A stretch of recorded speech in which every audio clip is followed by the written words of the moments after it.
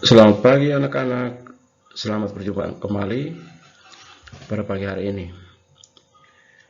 Hari ini kita akan membahas materi lanjutan tentang faktor dalam atau faktor internal.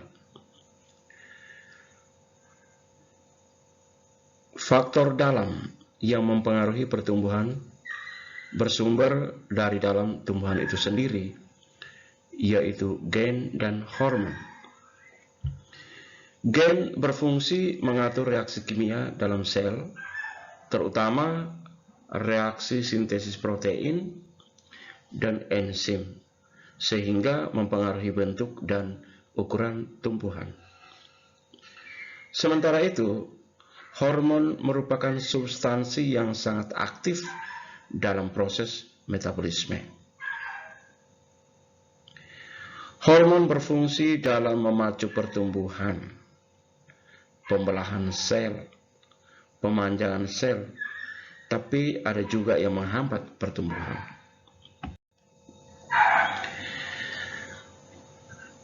Hormon pada tumbuhan, pertama, hormon auksin. Hormon auksin dari kata auxein, artinya meningkatkan, ditemukan oleh Fritz Warmolt Wien, seorang ahli fisiologi dari Belanda pada tahun 1928. Auksin disebut juga IAA, indol acetic acid. Ditemukan pada ujung batang dan akar, kuncup daun, embrio tanaman atau lembaga, serta serbuk sari yang sedang tumbuh menjadi bulu serbuk sari. Fungsi auksin. Pertama, memacu pertumbuhan memanjang pada tunas dan akar.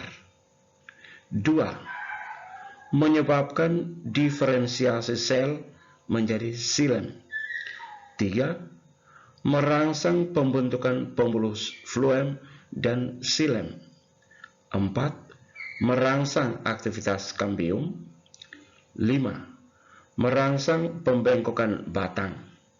6. Merangsang pembentukan akar lateral atau samping. 7. Merangsang perkembangan bunga dan buah. 8. Digunakan dalam pembuatan buah tanpa biji atau partenokarpi. Partenokarpi adalah pembentukan buah tanpa melalui proses pembuahan, dengan cara menyemprotkan IAA pada kepala putik. 2. Giberellin. Hormon giberellin disebut juga GA, giberellic acid, atau dikenal dengan asam giberelat. Pertama kali ditemukan pada tahun 1926 oleh ilmuwan Jepang Eiichi Kurosawa. Hormon giberellin diperoleh dari hasil ekstraksi jamur parasit Gibberella fujikuroi. Jamur tersebut menyebabkan penyakit benih bodoh atau dikenal dengan bakanae pada tanaman padi. Dengan gejala tanaman tinggi, kurus luar biasa sehingga roboh sebelum dewasa. Fungsi giberellin: 1. Memacu pemanjangan dan pembelahan sel. 2. Memacu perkembangan embrio pada perkecambahan. 3. Mengakhiri dormansi pada biji dan kuncup ketiak batang. 4. Merangsang pertumbuhan bunga lebih awal. 5. Memperbesar ukuran buah. 6.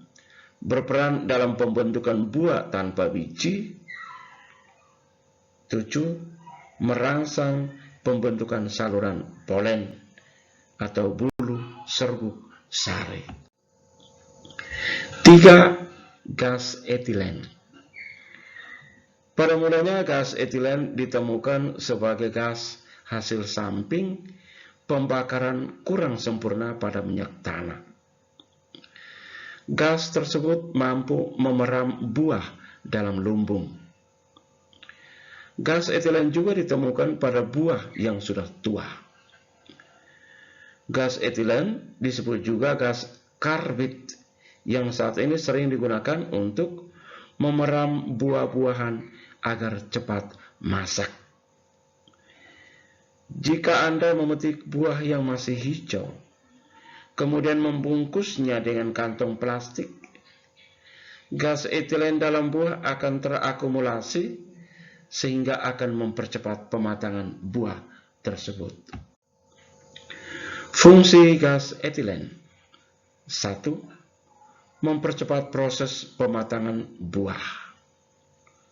2. Berperan dalam pengguguran daun. 3. Kombinasi etilen dengan auksin dapat memacu pembentukan bunga. 4. Merangsang pertumbuhan batang menjadi tebal dan kokoh. 4.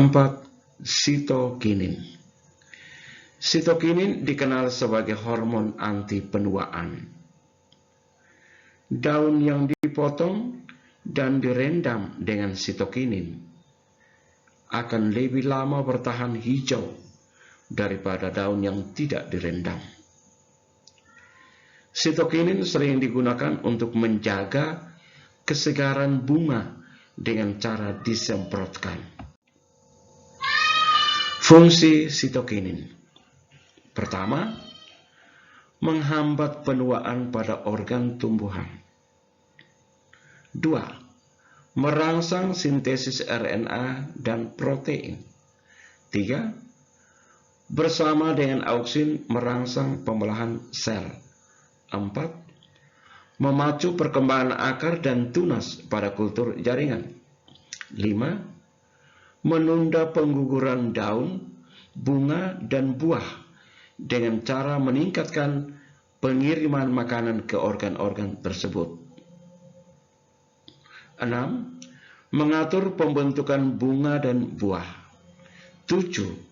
Merangsang pertumbuhan tunas aksila yang menghasilkan percabangan lateral. 8. Menghambat dominasi apikal oleh auksin. 9. Membuat buah tanpa biji. 5. Asam absisat. Asam absisat dikenal dengan ABA, abscisic acid, merupakan hormon yang menghambat atau menghentikan pembelahan dan pemanjangan sel. Pada kondisi lingkungan yang buruk, asam absisat membantu tumbuhan untuk bertahan dengan cara dormansi tunas dan pucuk. Di musim dingin dan gugur, konsentrasi asam absisat pada kuncup dan ketiak dahan meningkat sehingga merangsang pengguguran daun. Jika tumbuhan kekurangan air atau layu, akan terjadi akumulasi asam absisat di dalam sel penjaga stomata yang menyebabkan stomata menutup sehingga dapat mengurangi penguapan. Fungsi asam absisat: 1. Menghambat pertumbuhan. 2. Menyebabkan dormansi biji dan tunas. 3. Menyebabkan senses atau kematian pada sel, organ atau individu. 4. Menyebabkan absisi atau gugurnya daun. 6. Kalin. Kalin adalah hormon tumbuhan yang dapat memacu pembentukan organ tertentu, misalnya akar, batang, daun, dan bunga. Kalin dibagi menjadi 4 bagian. Pertama, filokalin. Tugasnya atau berperan memacu pembentukan daun. Kaulokalin memacu pembentukan batang, risokalin memacu pembentukan akar, antokalin atau florigen memacu pembentukan bunga.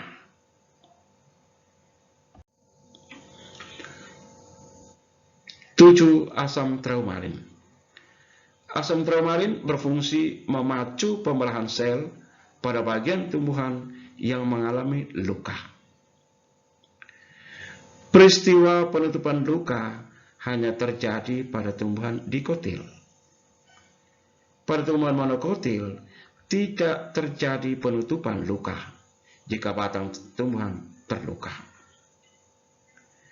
Coba perhatikan batang pohon kelapa yang sengaja dilukai saat membuat panjatan sebagai pegangan kaki. Jaringan yang terluka tadi tidak pernah tertutup kembali. Anak-anak sekalian, karena waktu kita dibatasi, saya pikir pelajaran hari ini kita akhiri sampai sekian. Sampai berjumpa lagi di lain kesempatan. Terima kasih dan selamat pagi.